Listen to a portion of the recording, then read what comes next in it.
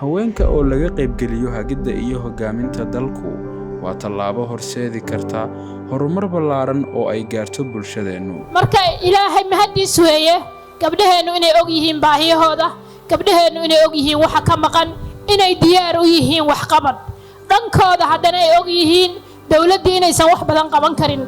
gabdho badan oo waxa jira dhisay isbitaallo, laakiin maxaa keenay inay hore u socon weydo?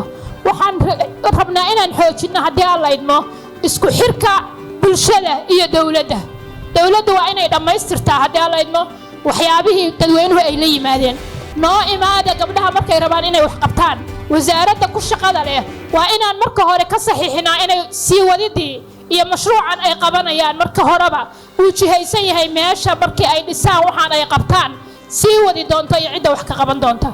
ku dhiirigeli kuna taageer xubnaha dumarka ah ee laga yaabo in uu ku jiro hami hogaamineed si aad u gudato waajibkaagii wadaninimo ee kaaga aadanaa horumarinta dalkaaga hooyo.